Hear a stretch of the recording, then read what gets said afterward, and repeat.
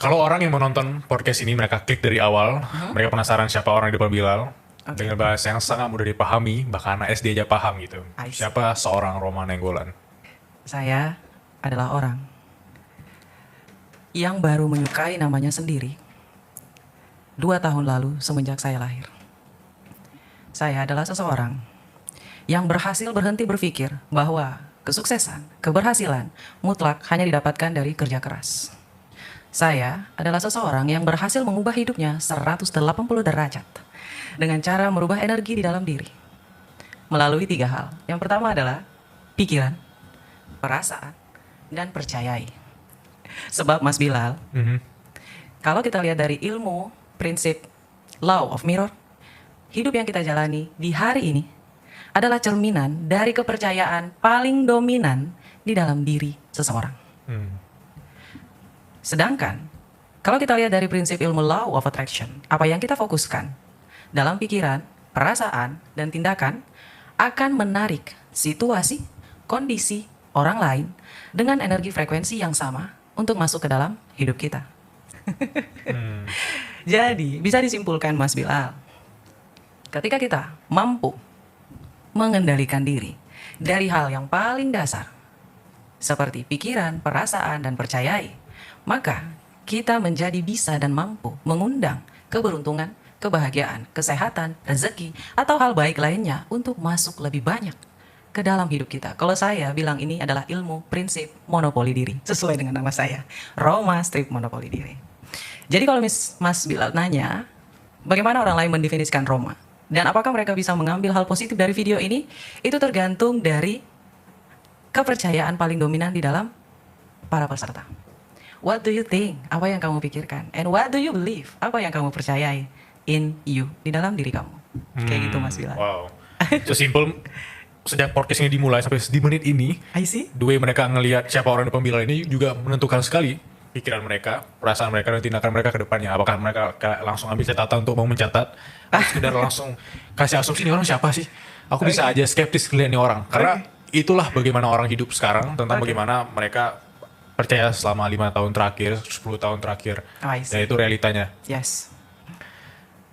Kalau aku tanya ke fase titik seorang Roma, let's say 5 tahun terakhir ya, mungkin titik mulanya atau titik rendah ke menjadi versi yang sekarang, apa yang aku nggak tahu tentang Roma?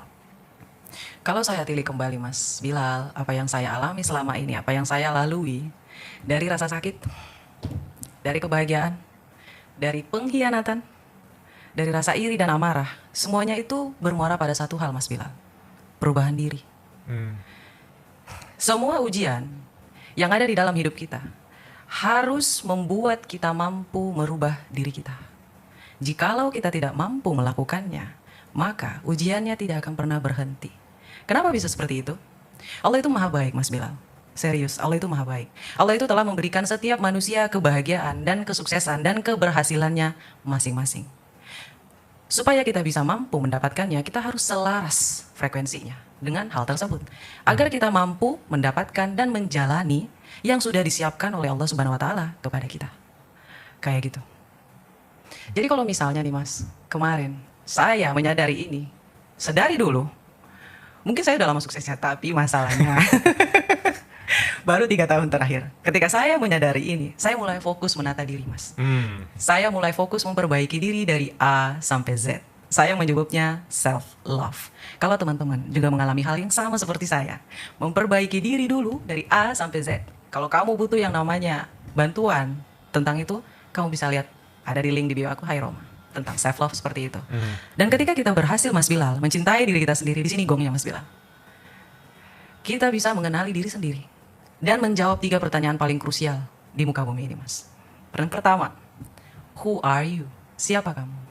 Pertanyaan yang kedua, what do you want? Apa yang kamu mau? Dan pertanyaan yang paling lebih kita tidak mengerti, nomor 3, what you can give? Apa yang bisa kamu berikan? Dan alhamdulillah saya berhasil menjawab pertanyaan itu Mas Bilal. Dan disinilah saya duduk bersama Mas Bilal. Masya Allah. Wow, bagus sekali ketika aku mencatat kata-kata fokus menata diri. Kayak kalimat yang sangat simpel ya, fokus menata diri. Tapi kalau digambarkan dengan lebih luas, itu lebih dari sekedar menata diri kita doang, tapi bagaimana kita berhadapan dengan orang. Yes. Bagaimana kita menyebarkan energi-energi positif dengan orang lain. Bagaimana kita menafsirkan bahwa dunia ini nggak semuanya tentang keburukan, kejahatan, tapi ada hal positif yang selama ini kita abaikan gitu. Yes. Menata diri / self love. Dan 3 pertanyaan yang senang sekali kalau aku bahas ini ya.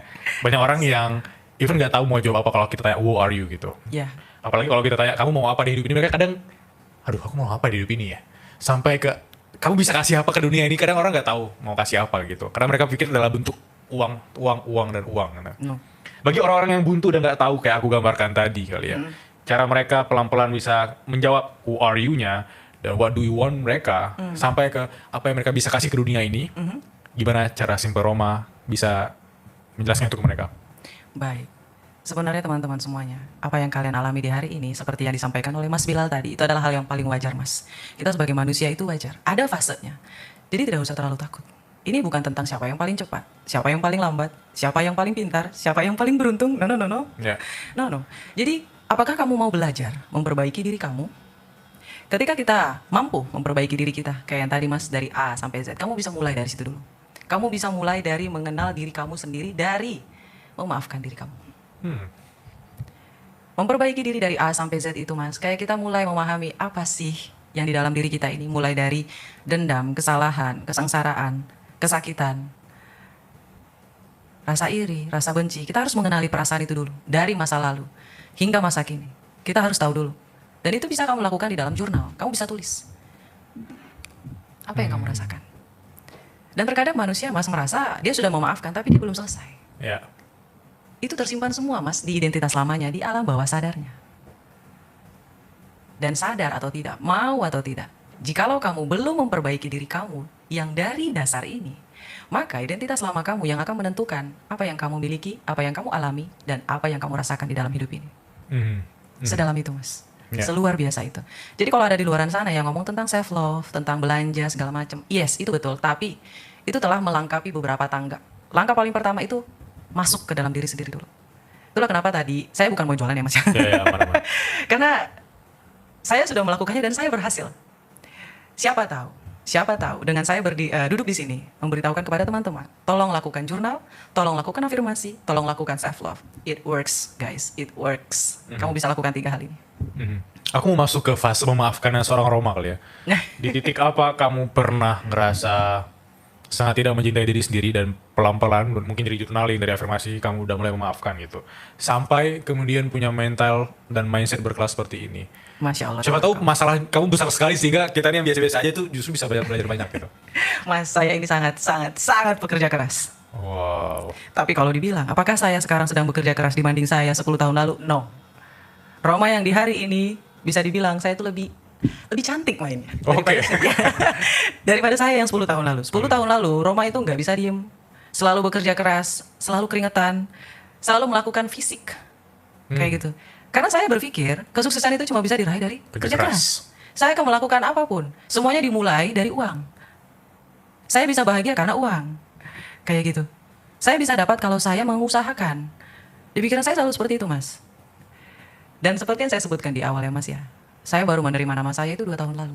Menerima nama saya, which is Roma Ya, Nainggolan itu 2 tahun lalu. Saya bukanlah orang yang feminim, Mas. Saya orangnya tomboy. Oke. Dari nama saja kita bisa lihat Roma Nainggolan. Aha. Itu adalah nama yang sangat maskulin. Dan itu adalah hadiah dari ayahku. Ayahku yang tercinta dan tersayang. Dia menginginkan anak laki-laki. Ya. Oke. Sehingga saya diberikan nama yang sudah dia siapkan untuk anaknya yang laki-laki. Oke. Dia tidak bisa menerima fakta bahwa saya adalah seorang perempuan yang lahir ke muka bumi ini dengan menjadi seorang perempuan, seorang ibu. Dan dia tidak bisa menerima itu. Dia masih memberikan nama yang sama yang akan dia berikan kepada putranya. Jujur saja, Mas, dari nama itu sangat mempengaruhi. Bahkan cara ayah saya memperlakukan saya itu berpengaruh. Sangat. Setelah saya mulai meluruskan kembali, ibaratnya seperti saya mulai berpakaian wanita. Menata diri, Yes, menata diri, ya? yes. Menerima diri dari A sampai Z, teman-teman semuanya. Dan itu memang tidak mudah, Mas Bilal. Tidak mudah di umur segini belajar tentang make up. Di saat teman saya itu sudah ahli. Oke, ya. Belajar menata berbicara seperti seorang yang perempuan yang pada harusnya tidak selengean kayak gitu. Tidak mudah. Tapi masalahnya, Mas Bilal, ketika ingin mendapatkan hasil yang berbeda, tidak mungkin dilakukan dengan cara yang sama seperti yang saya lakukan 10 tahun yang lalu. Jadi buat teman-teman semuanya, ketika kamu stuck, coba dilihat. Apakah kamu telah melakukan cara yang sama dan mengharapkan hasil yang berbeda? Coba dilihat. Itulah gunanya jurnal, Mas. Jurnal itu bisa membuat kita skema pikiran kita tuh.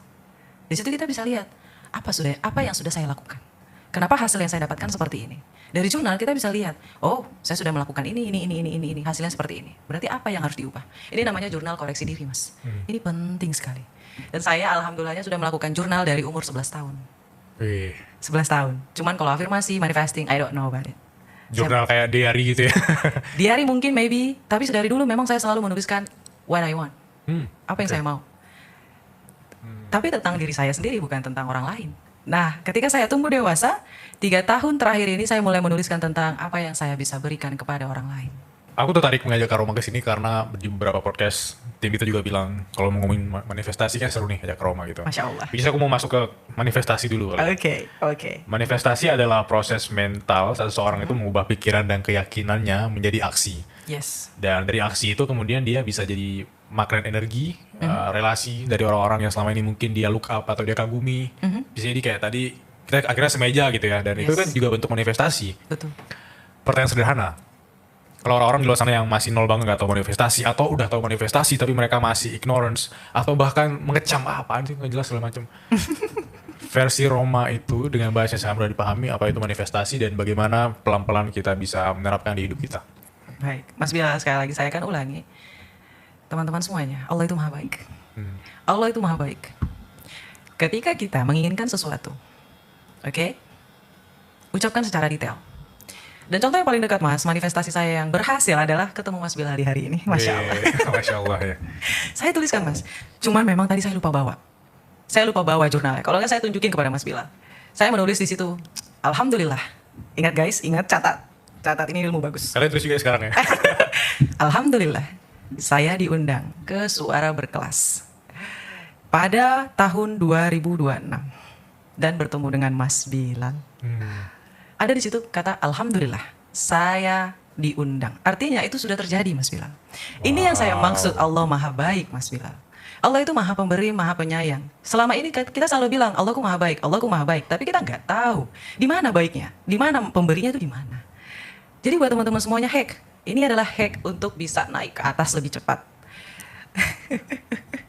Wow. Masya Allah, tabarakallah.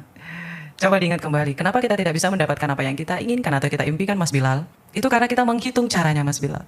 Ketika saya menuliskan, Alhamdulillah saya diundang ke Suara Berkelas dan bertemu dengan Mas Bilal di tahun 2026. I don't know how, aku tidak tahu bagaimana caranya. Jujur Mas Bilal, nggak tahu sama sekali. Saya serahin sepenuhnya kepada Allah Subhanahu Wa Taala. Lalu, selang beberapa bulan kemudian, saya bertemu dengan Kak JJ. Hai Kak JJ. Di Pip Talk. Lalu, Kak JJ bilang seperti ini. Kak Roma, di atas ada Suara Berkelas loh. Saya langsung deg-degan. Aku merinding deh. Saya langsung deg-degan, Mas Bilal. Dan saya jadi ingat perkataan teman saya. Kak Roma, ketika nanti Kak Roma diundang di Suara Berkelas, tolong ajak saya. Oh. Itu orangnya. Oh, oke. Wow. Ya. Jadi saya sedang menepati janji saya. Karena kita juga penting guys, dikelilingi oleh orang-orang yang percaya sama kita. Dan salah satu teman saya ini, sahabat saya ini, adik saya ini, dia percaya bahwa saya akan datang ke hadapannya Mas Bilal. Itu apa namanya, Mas? Itu mengirimkan energi loh, Mas. Kelilingi diri kamu dengan orang-orang yang mempercayai mimpi kamu. Jauhi orang-orang yang tidak mempercayai dan tidak mengerti mimpi kamu. Serius, itu berpengaruh guys. Energi itu menular, Mas Bilal.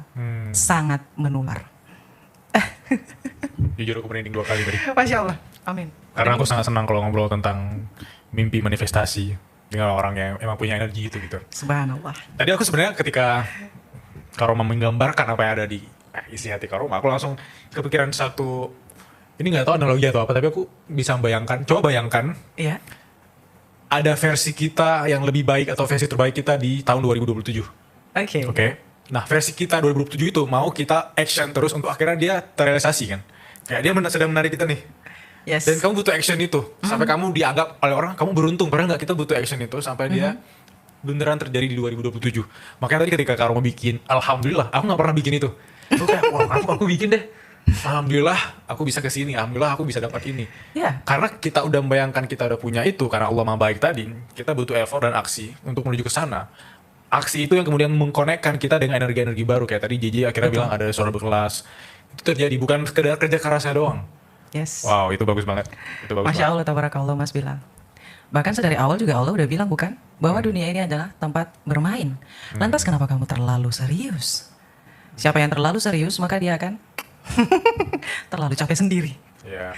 Jangan terlalu serius guys, sakit kamu nanti. Balik lagi dong ke Roma yang tadi mungkin agak serius, yang kerja Oke. keras banget gitu ya, yang Oke. tadi katanya tomboy ya. Ya, Waktu itu dia udah nulis jurnal, tapi dia belum kebayang apa itu manifesting kan. yes. Tapi gimana caranya dia tetap pede dan keep going sampai akhirnya ketemu dengan manifestasi yang sebenarnya itu. Mas Bilal, hadiah dari Allah paling baik dan paling luar biasa adalah ayahku, ibuku, temanku, sahabat-sahabatku yang ada di sekitarku itu selalu berkata seperti ini Mas Bilal. Terutama ayahku. Meskipun saya bukan tidak terlalu, memang saya sama ayah saya itu kayak pinang dibelah dua dan selalu berantem. Iya. Tidak pernah cocok. Jadi kalau ada yang bilang Kak Roma lahir dari keluarga yang baik, belum tentu. Ayah saya selalu berkata seperti ini, Roma, kamu itu harus melatih diri kamu dengan baik. Kamu itu orang terkenal. Kamu itu orang besar. Gak boleh sombong. Gak boleh kayak gitu sifatnya. Kamu harus kayak gini. Nanti kamu besar. Kamu jadi orang besar. Jadi setiap hari saya diomongin seperti itu Mas. Oke, wow. Dari saya kecil. Ibu saya, ayah saya, teman saya bahkan berkata seperti ini. Roma, kamu ini calon orang terkenal. Kamu itu hebat. Tapi kamu gak bisa fokus. Perkataan selalu yang seperti itu Mas Bilal. Gak tahu ini hadiah dari Allah Subhanahu Wa Taala, I don't know. Tapi menurut saya itu adalah hadiah karena gak semua orang bisa dapat seperti apa yang saya dapatkan. Dan keberuntungan saya adalah itu Mas. Saya tidak pernah bertemu dengan orang yang nyepelin saya. Tapi ketika saya bertemu Mas, terakhir saya bertemu sama dia waktu di kantor. Waktu saya masih bekerja di kantor Mas. Ada perkataannya bagus banget Mas menurut saya ya. Saya nyeletuk Mas Bilal. Ini teman-teman pasti pernah relate. Saya nyeletuk kayak gini. Enak kali ya ketika saya berbicara, saya dibayar. Saya ngomong begitu Mas. Langsung dia nyeletuk kayak gini. Lah, emang lu siapa? Iya. Saya diem. Namanya siapa tadi? Ah, nggak mau Nggak, nyebut. Enggak, jawabannya ntar si editor, si Andi langsung tat gitu. Namanya Ya, aku bercanda lu tadi. Itu nggak ada edit. nggak apa-apa. Nggak apa-apa Oke, kalau dia oke, dengar oke. juga nggak apa-apa. Oke, Tapi jangan dong. oke. Namanya itu. Dalam hati saya langsung bilang Mas, ini adalah teknik law of attraction atau manifesting dalam berbisik. Ini bagus banget. Contoh ya guys ya. Saya langsung berbisik Mas di dalam hati, di dalam bibir saya, di dalam hati saya. Suatu hari nanti, aku pasti akan dipanggil. Aku pasti akan bisa memberikan pembelajaran kepada orang lain dan aku dibayar untuk itu. Saya cuma senyum Mas, saya diam, tapi saya berbisik seperti itu. Sakit hati kah? Yes. Yes, apalagi dia orang yang masih lebih muda daripada saya. Jauh lebih muda daripada saya. Yang namanya ego kesenggol ya Mas ya. Terlebih saya orang Batak ya Mas ya. Saya cuma diam, saya senyum. Saya cuma diam, saya senyum. Alhamdulillah, look at me now. Ya. Kayak di sinetron ya, pas diam ya. Kayak, Iya, Masya Allah, biasa tabarakallah. saja, aku akan buktikan gitu. Tapi ini versi yang lebih positif gitu Tapi ya. itu betul loh Mas. Saya kira itu cuma drama Mas. Ternyata itu nyata. Ya. Jadi untuk Mas Bilal, suatu hari nanti, kalau ini kejadian, kalau misalnya ya berbisik aja. Ya. Kalau bisikan di kepala kita, itu kan kayak Yes. coding, kayak program gitu ya.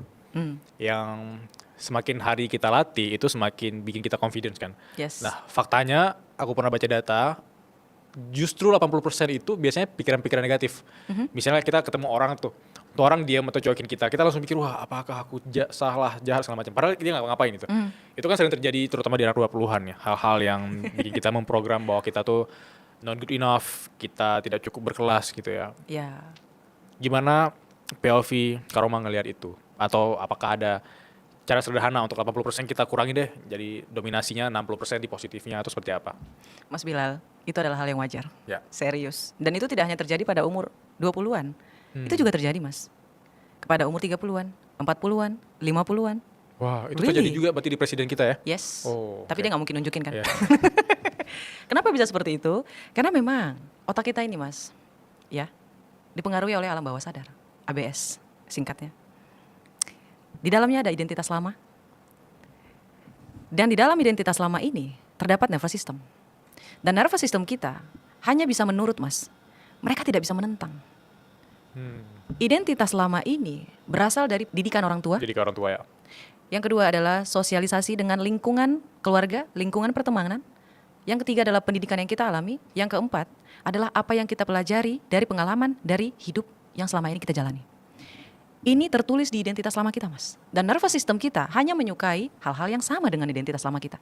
Mereka hanya bisa menurut Mas Bilal. Mereka Oke. tidak bisa menentang.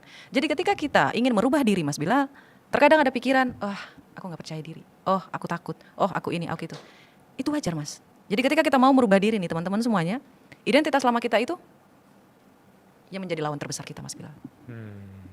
Itu menjadi lawan terbesar kita. Berarti itu relate sekali kalau teman-teman yang let's say mau bikin konten, Yes. itu kan langsung pikirannya ntar apa kata teman SMA aku, Hmm. apa kata dosenku di kampus, Yes. apa kata keluargaku gitu, aku dianggap cringe aneh. Berarti kita langsung ngejudge pakai POV lintas lama dong, bahwa kita itu adalah orang yang kemarin mereka kenal. Dan kalau kita tiba-tiba muncul sosial media, tiba-tiba Kak Roma kasih advice seperti ini, orang-orang yang lama bisa aja ngejudge kita, tapi itu seperti identitas lama dong. Yes. Dan identitas lama ini, ya mas ya, yang mengundang hal-hal yang serupa itu adalah nervous system. Jadi kayak gini, ada ABS, di sini ABS, di dalamnya ada identitas lama, dan di dalam identitas lama ini ada nervous system. Nervous system ini menyukai hal-hal yang serupa. Yang tadi saya sampaikan kepada Mas Bilal, itulah kenapa di law of mirror, ini adalah law of mirror ya mas ya, hukum cermin. Hidup yang kita jalani di hari ini adalah cerminan dari apa yang paling kita percayai di dalam diri kita. Ya. Kalau kita percaya, kita tidak percaya diri, ya kita akan didatangin hal-hal, situasi, kondisi orang lain yang membuat kita merasa tidak percaya diri. Karena nervous system kita menganggap kita menyukai itu. Guys, otak kita itu adalah sahabat kita. Mereka tidak peduli itu baik atau buruk. Mereka hanya bisa menurut Mas Bilal. Sekarang contoh paling dekat ya Mas Bilal. Ketika Mas Bilal ingin liburan, pasti bangun paginya cepat. Ketika kita mau sekolah, mau kerja, kita bangunnya lama. Sulit untuk dibangunin. Karena otak kita, nervous system kita. Kita tidak menyukai dan dia juga tidak menyukai. Hanya bisa menurut. Jadi kita dibuat tidur. Karena dia menganggap itu adalah danger. Ketika otak kita merasa ada hal yang berbeda, maka dia akan membuat kita entah itu malas, Ya. tidak mau bangun, tidak mau berkarya, takut, ragu, bimbang. Itu dari nervous system mas. Seberbahaya itu loh mas. Jadi kalau ada yang bilang merubah diri itu harus lebih banyak aksinya, sebenarnya bukan aksi ke arah kerja keras sampai mampus mas, tapi aksi disiplin untuk melawan diri sendiri mas.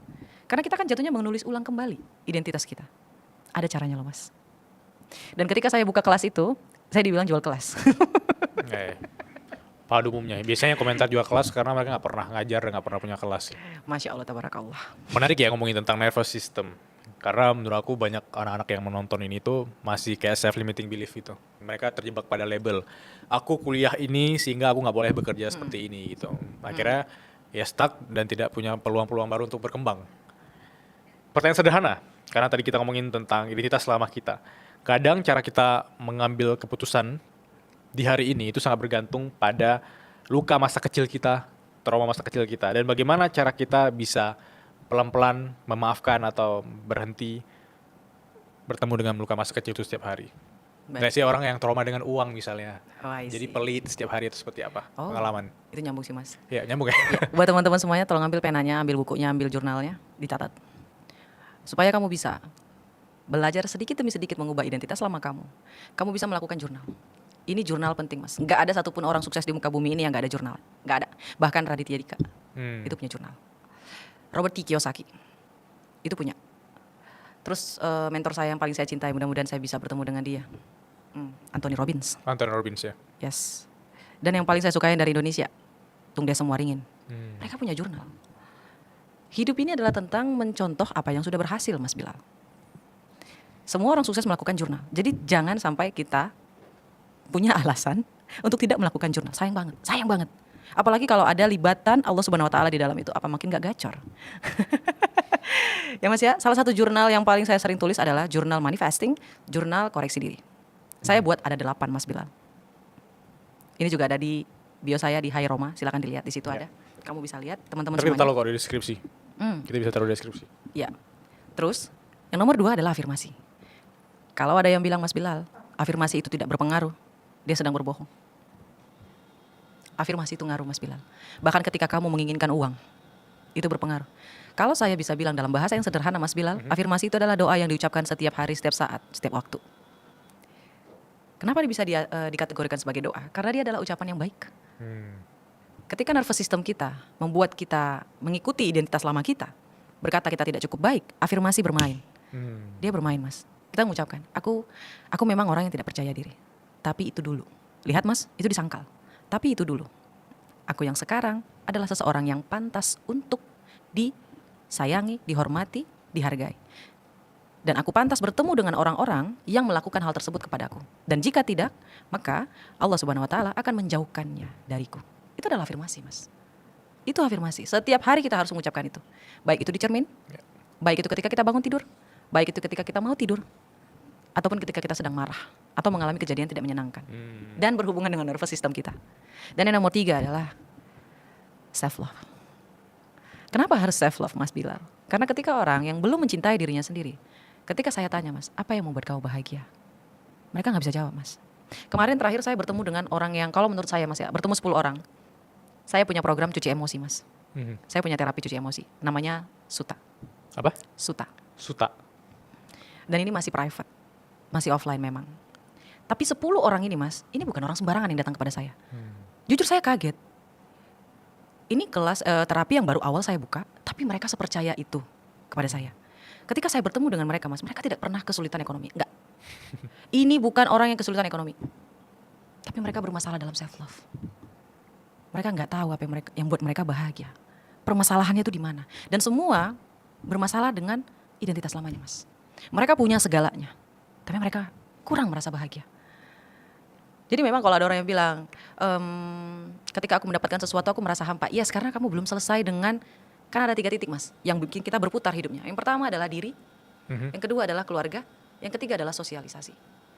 Dan orang-orang yang kaya ini, yang punya banyak duit tapi belum merasa bahagia dengan diri sendiri, mereka sudah melompat ke angka 3 dan keluarga, tapi dirinya kosong, sehingga macet di situ, tidak bisa berputar, seperti itu. Itulah kenapa kemarin saya terapi ini membuat mereka untuk menggeser agar bisa berputar dari diri ke keluarga, dari keluarga ke sosialisasi, dari sosialisasi ke diri lagi, ke keluarga lagi, ke sosialisasi, gitu terus. Jadi roda hidupnya berputar. Agar dia apa? Agar dia bahagia. Dan bisa bermain lagi di muka bumi ini, Mas Bilal. Seperti itu. Panjangnya, Mas, ya. Iya. Aku sering kebayang sih bagi orang-orang yang mungkin bekerja dari kecil ya, terutama eksponensial keuangannya. Kadang mereka lupa me time-nya itu, sesimpel waktu untuk diri sendiri tuh nggak ada lagi gitu. Yes. Kayak tubuh dalam tanda kutip dewasa, terus menikah, kan ada keluarga yang harus diurusin, tapi mereka tuh nggak ada lagi waktu untuk diri sendiri. Itu juga bisa jadi Ada, Mas. perasaan hampanya. Banyak. Ada klien saya yang dapat miliaran, tapi pelit banget sama diri sendiri. Dan dia bertanya kepada saya, kenapa saya tidak bahagia ya? Padahal harta saya bergelimang. Tapi dia nggak pelit untuk keluarga sama orang lain kan? Iya. Sering aku ketemu orang Dan kayak dia gitu. nggak sadar kalau dia sedang pelit kepada dirinya sendiri. Ada lagi, Mas, yang hartanya banyak banget, tapi dia takut untuk meminta lagi sama Allah Subhanahu wa taala. Karena ngerasa tidak enak sama orang di sekelilingnya. Jadi ada orang yang memang terlahir dengan energi keberlimpahan luar biasa, Mas. Karena rasa ikhlasnya luar biasa. Jadi di dalam seminar yang saya lakukan itu memang ada 5 yang membuat kita itu bisa melakukan manifesting lebih cepat, Mas. Yang pertama adalah ikhlas. Bersyukur. Yang kedua adalah ikhlas. Yang ketiga adalah self love. Yang keempat adalah bahagia. Yang kelima baru aksi. Berusaha. Nomor 5-nya. Kenapa nomor 5 yang berusahanya, Kak Roma? Ya, berusahanya juga gak sampai mampus, Mas Bilal. Usahanya itu hanya untuk mencocokkan kita. Misal saya mau bertemu dengan Mas Bilal, seperti itu. Saya harus punya topik yang bisa saya bawakan dan berguna untuk banyak orang. Ibaratnya seperti itu, Mas. Saya gak mesti harus chat Mas Bilal, chat ini, chat itu, chat enggak. Biarkan semesta yang bekerja. Ya, benar. Something like that. Itu di usaha nomor 5, Mas. Tapi orang banyak kan salah paham. Wow. Aku setuju sekali, bahkan aku ketika mengundang tamu-tamu suara berkelas, beberapa orang yang emang udah aku kagumi sejak lama, Masya Allah. aku juga ngerasa, wah aku bisa ngundang dia ya. Tapi tanpa aku sadari, itu juga berakar dari aku pindah ke kota ini, Yes. aku create something, Yes. sehingga mereka juga konsumsi gitu. Yes. Dan lucunya mereka beneran nonton suara berkelas dan mereka akhirnya mau ke suara berkelas tanpa kita undang. See? Iya, Ada mereka perkataan datang sendiri. lucunya, Mas. Lucunya, berarti ketika Mas Bilal memulai acara ini, Mas Bilal juga nggak pernah tahu bahwa pernah tahu. akan mengundang orang-orang yang luar biasa. Benar, namanya doang suara berkelas, tapi kamu nggak yakin nih orang berkelas datang gitu. Karena memang message aku gini ya, mungkin ini bisa disalahpahami kalau misalnya aku bilang ini kayak scarcity gitu. Karena aku tahu kan sebenarnya kalau kita mensyukuri hal-hal yang kita punya saat ini, itu kan kayak shifting mindset dari yang scarcity atau kelangkaan ke abundance gitu, keberlimpahan ya. Nah waktu itu aku cuma berpikir bahwa oke, kita cuma punya studio kecil, kita rental studio, terus orang-orang aku kenal cuma 1, 2, 3 orang, ya udah gitu doang gitu. Tapi karena aku tujuannya untuk mengedukasi orang lain, memudahkan orang untuk membelajar ya, itu tuh datang pelan-pelan gitu. Dan itu hadiah dari Allah Subhanahu Wa Taala sih. Dibandingin dengan kita tadi bersyukur dan beraksi dan berbahagia. Nomor 4, Mas. Berbahagia. Harus. Wah. karena banyak orang di luar sana kan mereka ngelakuin sesuatu sekarang, kerja keras banget, endingnya tuh agar bahagia. Betul. Jarang yang bahagia dulu sekarang nih, pelan-pelan belum punya apa-apa. Bahagia tuh emang udah bapak dari kita gitu. Nah, itu gimana? Mas, ini saya pengen sampaikan kepada teman-teman ya Mas ya. Ah. Guys, ketika kalian mengusahakan sesuatu, berbahagialah. Karena perasaan pertama kali mendapatkan apa yang kalian usahakan itu adalah kebahagiaan yang hakiki. Itu yang kebahagiaan sangat-sangat luar biasa yang tidak akan pernah bisa digantikan Mas Bilal. Jadi ketika kita bahagia pertama kali dulu, bisa saja itu pura-pura, oke nggak apa-apa, nggak masalah. Yang penting bahagia. Tapi bahagianya harus tetap di awal dulu, tapi nanti bahagia yang luar biasa ketika kita sudah sampai di situ. Itu ingat selalu. Karena yang kedua, yang ketiga, keempat, kelima, ketujuh, ke-8 akan rasanya biasa aja Mas. Jujur Mas Bilal, ketika Mas Bilal punya satu orang pembicara yang membuat suara berkelas naik sedemikian rupanya, pasti ada perasaan yang melebihi dari segala-galanya Mas. Benar sekali. Dan sampai sedetik ini Mas Bilal pasti masih ingat. Ya. Tapi aku nggak tahu kenapa sampai hari ini aku masih happy sama orang-orang yang datang ke suara berkelas. Yes. Maksud saya itu adalah happy-nya tidak berkurang, tapi sedikit berbeda. Kayaknya tadi kamu maksud itu peak moment ketika aku ketemu Yes. satu orang itu ya. Yes. Yang membuat titik lompatnya sedemikian rupanya Mas Bilal. Ya, aku udah tahu jawabannya siapa sih. Yang sampai membuat kita tuh nggak akan pernah bisa lupa, sampai berlinang air mata. Kayak gitu. Dan teman-teman memang harus, meskipun tidak bahagia, harus bahagia. Karena hanya kebahagiaan yang bisa mengundang kebahagiaan lainnya untuk masuk ke dalam hidup kamu. Hati-hati. Harus Mas. Kalau tadi Karoma menyebutkan ada orang yang berkelimpahan hartanya, Yes. terus dia kayak dari yang harusnya dirinya sendiri dulu, tiba-tiba langsung ke keluarga, ke sosial. Nah ini sebaliknya nih, orang-orang yang sorry for saying nggak punya uang. Ya. Yang kalau nontonin itu langsung mereka mah ngomong gitu karena udah gini gitu. Yang emang minus banget walaupun mereka nggak tahu nih Karoma pernah di fase minus juga kan. Nah kalau POV orangnya minus banget, nggak punya uang segala macam, mungkin perasaan takutnya tuh beda gitu ya. Apa yang harus mereka lakukan agar omongan kita ini nggak sekedar teori doang? Oke. Teman-teman semuanya, saya mulai dari minus. Betul sekali. Saya mulai dari minus. Orang tua saya tidak berkelimpahan. Orang tua saya tidak berkecukupan. Hanya bisa. Kayak gitu loh Mas. Kan saya juga udah sering bilang di seminar-seminar lain, di podcast-podcast lain, kalau saya tuh hidupnya memang sangat kurang menurut saya. Ya. 10.000 bisa dibagi dalam satu hari. Saya nggak ngerti juga gimana saya bisa bertahan kayak gitu. Untungnya saya terlahir dari keluarga yang tidak berada. Terbiasa ya. Terbiasa. Ya. Tapi aku suka sih untungnya gitu ya. Iya, saya selalu merubah perkataan Mas. Saya nggak mau menyesali karena untungnya saya lahir dari keluarga yang tidak berkecukupan. Karena saya tidak akan mampu membagi ikan yang digoreng 8.000 harganya tuh Mas. Saya masih ingat banget di mana saya beli dan lokasinya masih di tempat yang sama di tempat ini. Oh. Iya, ikan goreng Mas tahu tuh ikan goreng yang ikan apa ya namanya ya? Saya lupa. Ikan Kembung? gembung. Ah iya Ya, betul. kembung. Itu dibagi dua Mas. Mungkin bagi orang lain lebih minus lagi ada garam. Saya pernah Mas makan pakai garam. Makan pakai kerupuk juga pernah. Dan untuk menjawab pertanyaan teman-teman Mas Bilal, kalau kamu ada di posisi itu, yang saya lakukan adalah pertama tutup mata. Tutup mata. Tutup. Saya menutup mata Mas. Saya nggak mau ngeliat realita. Realita yang menyedihkan itu saya nggak mau lihat. Yang saya tahu itu hanyalah fase. Saya terlahir menjadi orang hebat. Saya terlahir menjadi orang yang terkenal. Saya terlahir menjadi orang yang luar biasa, yang mampu memberikan pembelajaran kepada orang banyak. Dan saya memang ditakdirkan untuk menjadi seperti itu. Saya nggak tahu caranya. Saya nggak tahu gimana caranya. Yang bahkan seorang ojol yang kemarin saya nggak tahu juga Mas. Bahkan saya pernah berhenti di depan ini Mas, hanya untuk nungguin McD biar dapat orderan McD itu saya pernah. Dan saya pernah melihat bangunan ini juga. Dan saya berucap dalam hati, ya Allah ya Rabbiku, bagaimana ya caranya supaya bisa punya bangunan seperti ini? Bagaimana ya caranya bisa punya kantor di tempat seperti ini? Apa yang mereka lakukan supaya bisa seperti itu ya Allah? Ya Allah, aku pengen menjadi salah satu orang yang datang ke tempat itu, berkunjung ke tempat itu, punya kantor di tempat itu. Jadi saya menghabiskan waktu itu mengucapkan afirmasi Mas Bilal. Saya tidak mau membuang-buang waktu menyedihkan, meratapi diri saya nggak mau. Karena saya ngerasa Allah nggak sejahat itu. Masa dia terlahir dengan memiliki harta seberlimpah itu dan aku dilahirkan hanya untuk menikmati nasi basi dan makan ikan di belah dua. No. Allah Subhanahu wa taala tidak sejahat itu, guys. Kamu punya takdir sendiri. Jadi kamu harus percaya itu. Kalau ada orang yang bilang afirmasi tidak berlaku Mas itu, jangan pernah percaya sama orang itu. No. Afirmasi terus ya guys ya. Tutup matamu. Tutup. Bahagia. Nikmatin. Lihat bangunan mewah, bilang, ya Allah, aku suka bangunan ini. Tolong berikan aku satu. Ya Allah, aku suka mobil ini. Ya Allah ya Rabbiku, gimana caranya mendapatkan mobil ini? Ya Allah, gimana caranya supaya bisa beli mobil ini? Ya Allah, gimana rasanya naik mobil ini? Kayak gitu Mas. Jadi hati-hati sama ucapan kita. Hati-hati sama pikiran kita. Tutup matanya. Deep sekali. Masya Allah. Karena aku suka satu kata. Satu kata tuh maknanya luar biasa loh. Apa tuh mas? Fase.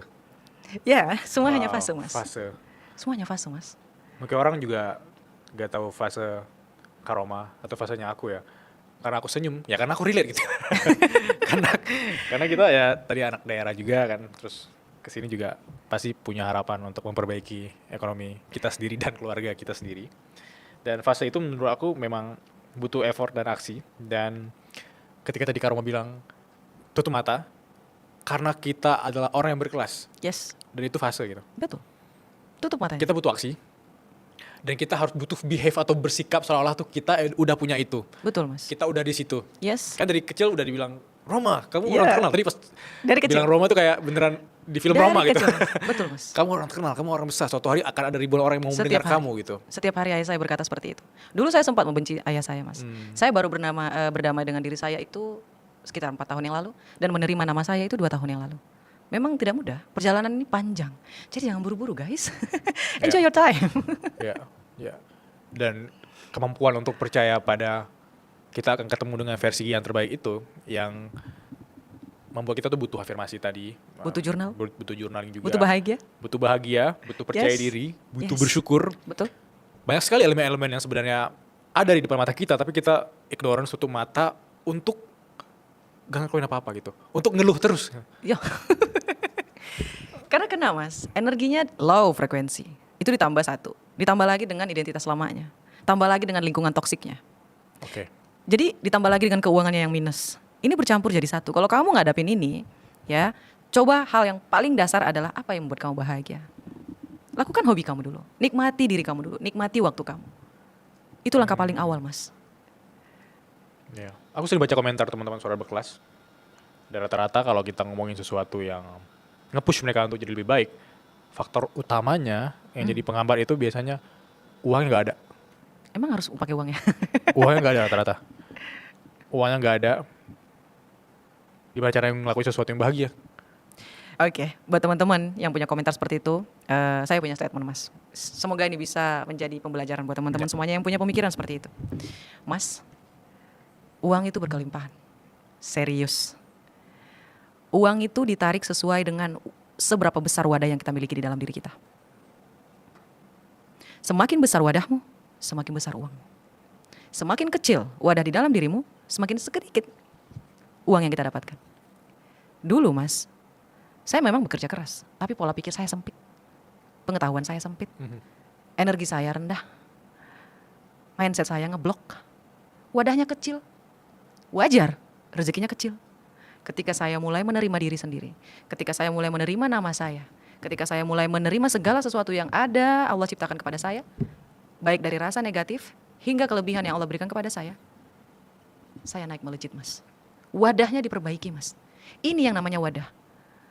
Ketika kita memperbaiki diri kita dari hal yang paling dasar, seperti pikiran, perasaan, dan apa yang kamu percayai di dalam diri kamu, maka kamu akan berkesempatan mengundang keberuntungan, kebahagiaan, kesehatan, rezeki, atau hal baik lainnya untuk masuk lebih banyak ke dalam hidup kamu.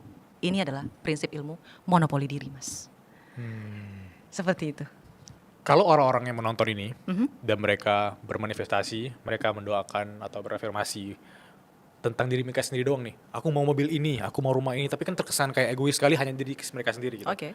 Versus orang-orang yang bermanifestasi, berafirmasi, berdoa untuk kebaikan bersama gitu. Apakah ada perbedaan dari sisi ntar hasilnya seperti apa? Karena aku pernah baca studi juga yang bilang kalau kita punya tujuan, tapi nggak tentang diri kita sendiri doang, tapi tujuannya untuk orang-orang lain juga dapat manfaatnya, itu lebih worse biasanya. Yes. Gimana POV ke Roma? Allah juga udah bilang, dunia ini adalah taman bermain, Mas. Tempat kita bermain. Emang enak bermain sendirian? Itu satu. Ketika ngomongin soal energi, melakukan kebaikan kepada orang lain, energi yang kita dapat dari mereka adalah energi yang positif. Semakin banyak yang masuk energi positif ke kita, semakin kita naik, Mas. Wow. Jadi singkatnya seperti itu. Ibaratnya, ketika saya mulai menerima diri saya sendiri, Mas, saya udah mulai tahu nih tujuan saya. Itulah kenapa hal yang pertama kita lakukan adalah self-love dulu. Menerima diri dari A sampai Z. Ketika kita sudah selesai sama ini, Mas Bilal, kita akan tahu apa tujuan kita. Who are you? Siapa dirimu? Siapa kamu? What do you want? Apa yang kau mau? Lalu pertanyaan terakhir, what you can give? Apa yang bisa kamu berikan? Ya, Itu berikan secara otomatis Mas Bilal. Otomatis, tanpa dia capek, tanpa dia bersusah payah, dia akan tahu.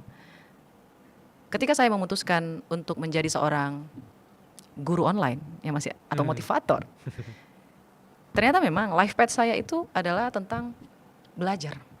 Saya bisa membuat pembelajaran dimengerti oleh orang lain karena saya mengerti diri saya sendiri, Mas. Saya nggak suka buku yang saya lihat terjemahan pada awalnya ya. Contoh paling dekat adalah buku terjemahan. Bahasanya aneh, Mas. Saya sulit mengerti istilah. Tapi saya mengerti, tapi saya sulit. Dan saya tidak menyukai hal tersebut. Dan akhirnya saya ketemu dengan seseorang yang tidak suka belajar, tapi gampang banget nyerap ilmu. Jadi teman saya ini bilang kepada saya, Mas Bilal, ini ada hubungannya ya Mas. Dia bilang seperti ini, Roma, bisakah kamu baca buku itu dan kasih tahu ke aku isinya apa? Karena saya memang suka baca buku ya Mas Bilal. Saya baca, saya kasih tahu. Lalu ada pertanyaan yang sangat-sangat menohok. Dia bilang seperti ini, Roma, kenapa ketika ngedengerin kamu jauh lebih mudah daripada aku membaca bukunya? Sedari awal teman-teman semuanya, kalau teman-teman sadari, saya tidak pernah memakai istilah. Saya tidak pernah memakai kata-kata yang rumit untuk dimengerti. Yeah. Karena saya paham, saya ingin memberikan pembelajaran dengan mudah, menyenangkan, dan mudah untuk dilakukan oleh orang banyak. Di situ saya mulai sadar, Mas, oh tujuanku untuk hidup adalah ini, kelebihanku adalah ini. Sebenarnya saya sudah terkenal Mas dari SMA, tapi saya trauma. Oh really? Yes, saya menarik diri. Saya menarik diri Mas, gak mau terkenal lagi. Dan tanda kutip terkenal karena? Maybe looks, I don't know. Oke. Kepintaran juga bisa dibilang kayak idolnya. Jadi kayak ya begitulah. Lalu ada hal yang membuat saya trauma, saya menarik diri dari keramaian. Akhirnya saya bekerja dengan cara yang private. Ternyata nggak cocok sama life path saya, nggak cocok sama garis tangan saya. Saya memang ditakdirkan untuk muncul ke permukaan. Dan ketika saya muncul lagi ke permukaan, saya sangat menjaga privacy biar tidak terulang kembali kesalahan yang kemarin. Oke, get the point. Yeah, you know what I mean, right? Yeah. Seperti itu Mas Bilal, dan teman-teman semuanya semangat. Pasti bisa Mas Bilal. Bahkan dari jurang sekalipun.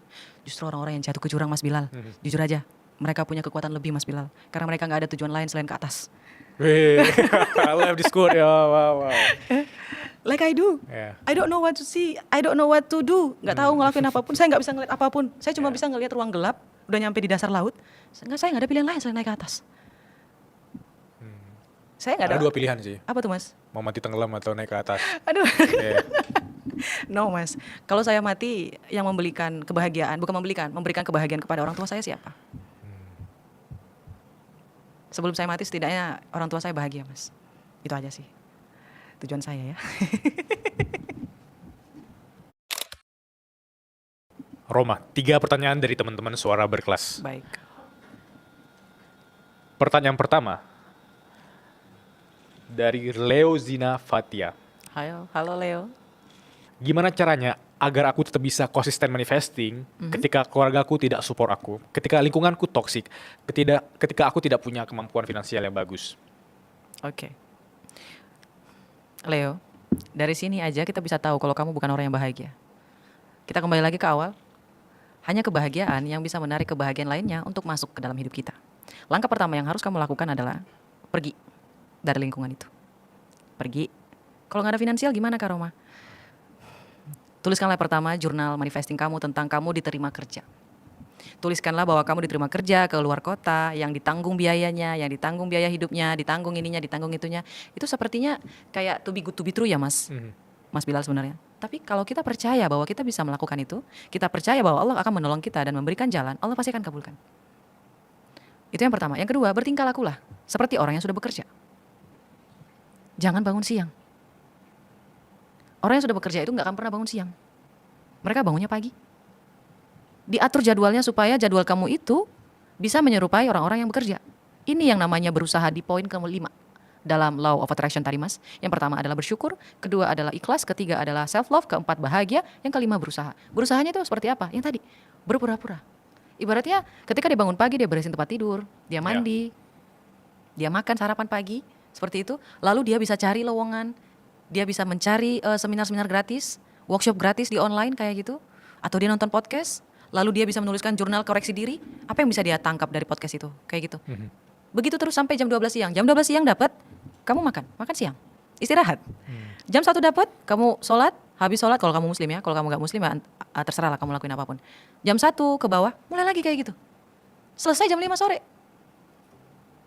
Misal, dia mau olahraga di jam 3 sore sampai jam 5 sore, silahkan. Jadi waktu kamu tuh terpakai semua. Nggak ada waktu untuk ngedengerin orang berpikiran negatif. Ini.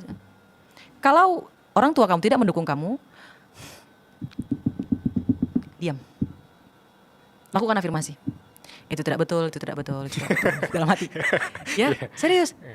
Aku akan berhasil, aku pasti berhasil. Kamu jangan kepancing. Karena jujur ya Mas Bilal, orang tua kita itu juga bergerak dengan hal yang sama.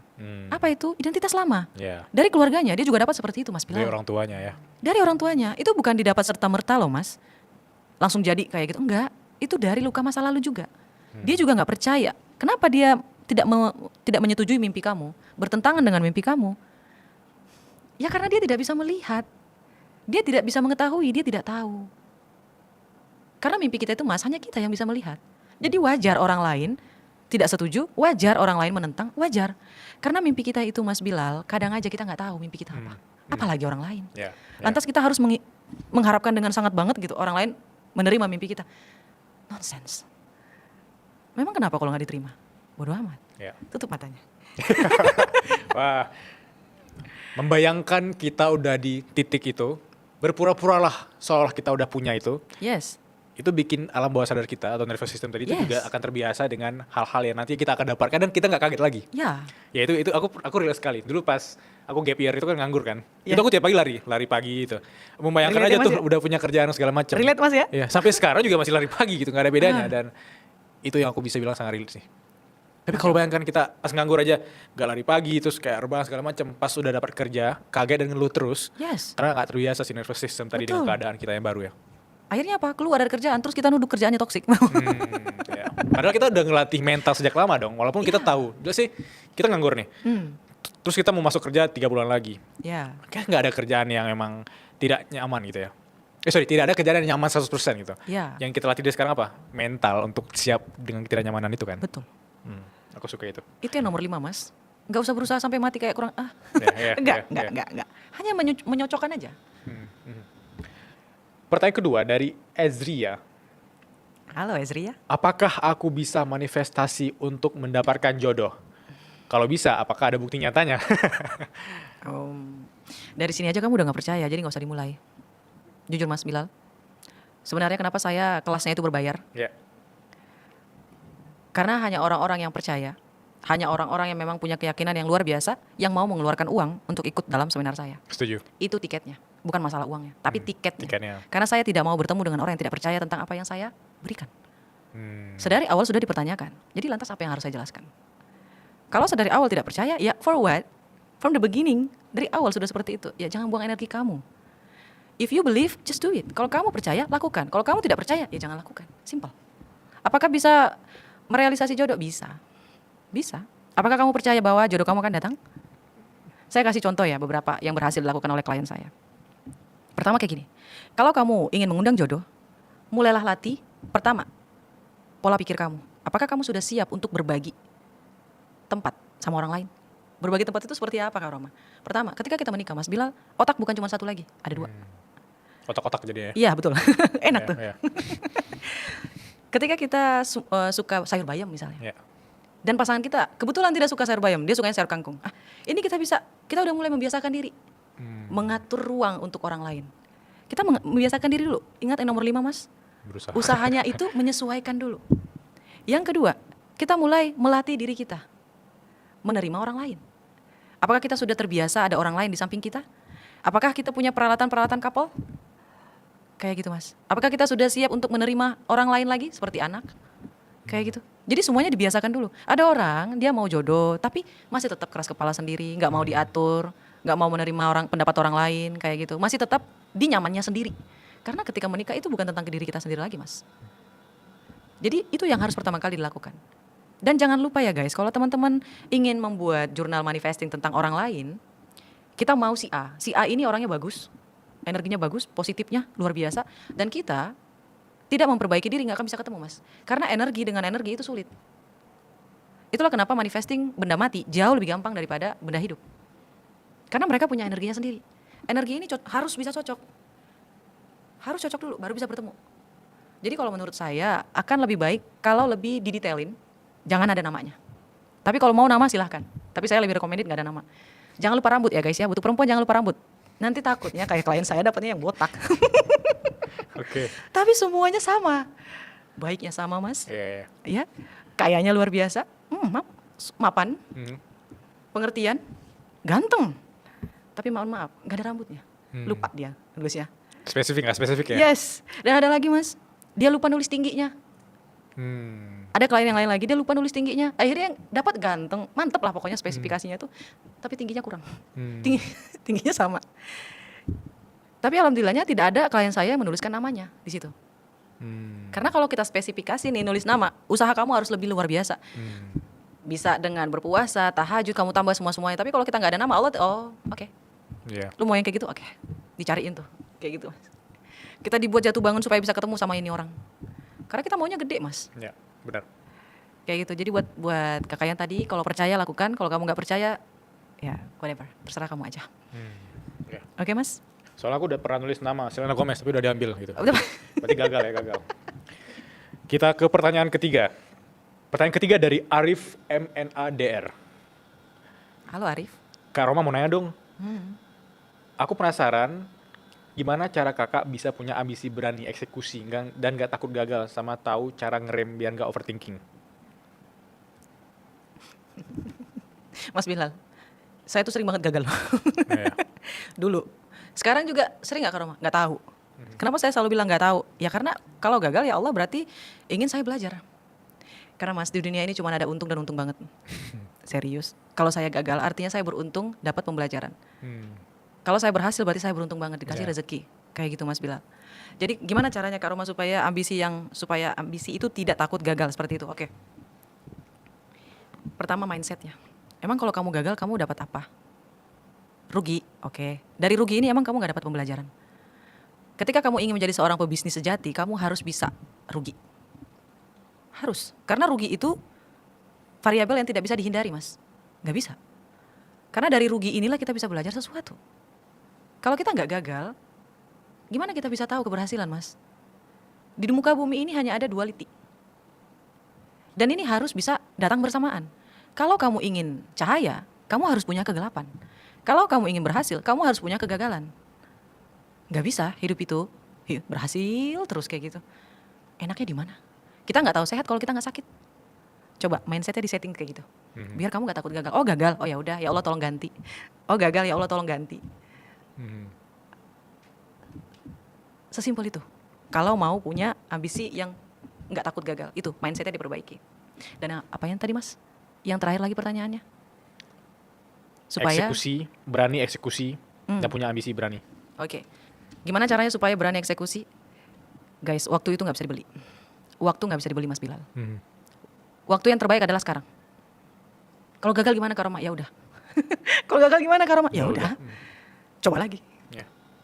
Waktu tidak bisa dibeli. Dan dengan menghargai waktu membuat kamu jauh lebih beruntung. Karena kamu berani. Dan keberanian ini disukai oleh keberuntungan Mas Bilal. Siapa yang berani dia akan memulai. Siapa yang memulai maka dia beruntung. Siapa yang beruntung? Orang-orang yang berani. Ini adalah circle yang tidak akan bisa pernah lepas. Kalau mau jadi orang yang beruntung, harus berani. Harus memulai. Baru dia beruntung. Kalau enggak ya enggak. Enggak akan ada yang tersisa sama kita. Kayak gitu loh Mas Bilal. Apalagi kalau dia laki-laki. Laki-laki tadi Mas ya, mulai aja. Kalau gagal gimana Kak Roma? Sholat tahajud sana minta sama Allah gantinya. Yeah. Kayak gitu loh Mas Bilal. Jadi nggak ada yang rugi di muka bumi ini. Gak langsung mati di tempat kalau gagal. Enggak. Kalau menurut saya rugi adalah di mana kita ditembak mati nggak bisa lagi bernapas. Itu rugi. Disuruh lompat ke jurang, jurangnya dalam banget. Itu mati. Itu rugi. Kalau disuruh mulai 50% berhasil, 50% gagal, ya udah mulai aja. Lakukan afirmasi, kamu berhasil. Kalau gagal gimana Kak Roma? Ya udah kamu mau berhasil. Wow. Alright. The worst advice yang pernah Kak Roma terima? Sebenarnya nggak ada nasihat yang buruk ya Mas ya. Tapi saya anggap ini yang terburuk dan ini yang membuat saya naik ke atas. Saya pernah punya pengalaman buruk sama dosen saya. Jujur mas, saya bukan, waktu kuliah saya struggling sama identitas saya. Karena di waktu SMA saya idola.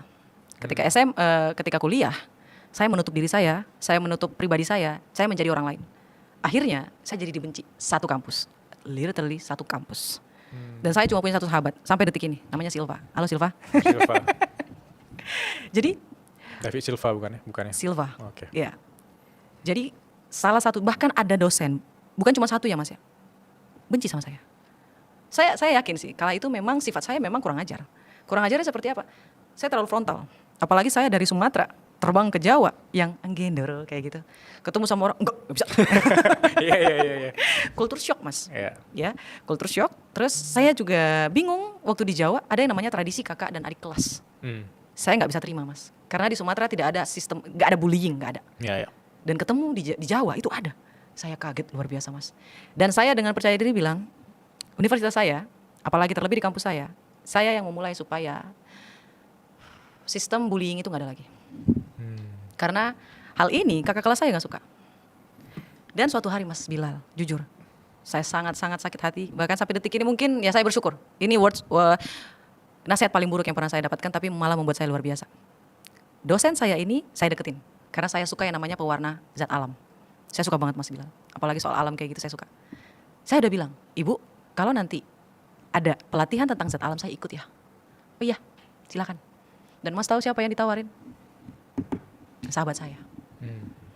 Dan untungnya Allah ngasih saya itu orang yang tulus, karena memang saya tulus sama orang lain. Dan alhamdulillah dikasih sahabat yang tulus. Sahabat saya ini datang kepada saya nanya, Roma, saya ditawarin loh untuk zat pewarna alam, kok kamu nggak ikut? Saya diam mas. Lalu teman saya bilang, saya nanya sama orang yang nawarin saya, kenapa Roma nggak diajak? Mas tahu dia bilang apa? Sorry, nggak suka sama Roma. Disebut lagi namanya. Orang Aceh lagi. Aduh ya, saya nggak suka sama Roma. Jadi dia nggak, kalau boleh jangan Roma. Terus dia ngomong kayak gini mas sama sahabat saya. Kalau boleh jangan Roma ya, soalnya Roma itu sifatnya nggak cocok sama circle kita. Terus teman saya bilang lagi kayak gini mas, Rom, aku nggak bermaksud buruk sama kamu. Tapi kalau kamu kayak gini terus, kamu nggak akan berkembang kemana-mana. Sifat ini harus kamu rubah. Suka nggak suka, mau nggak mau, kamu harus merubahnya. Dari situ saya mikir mas, kayaknya memang saya yang salah deh. Saya yang salah deh sepertinya. Dimulai dari situ mas, saya mulai menjadi orang Jawa, bukan lagi orang Batak. Suara makin pelan, Masya Allah, tabarakallah. Itu sih. Buruknya di mana? Kalau bukan perkataannya yang buruk, situasinya. Untung sahabat saya itu sahabat saya gitu loh mas, datang ke saya ceritain kayak gitu, dan langsung ngasih nasihat, sehingga saya merasa, oh, saya harus berubah. Jadi hati-hati guys, pilih baik-baik siapa teman kamu, siapa sahabat kamu, siapa kolega kamu, siapa partner kamu, harus tahu. Siapa guru kamu? Saya juga punya mentor loh mas. Saya punya guru, saya punya mentor. Alhamdulillah. Kalau nggak saya nggak akan sampai ke hadapannya Mas Bilal. Tentu. Masya Allah, tabarakallah. Makasih loh Mas Bilal. Terima kasih banyak.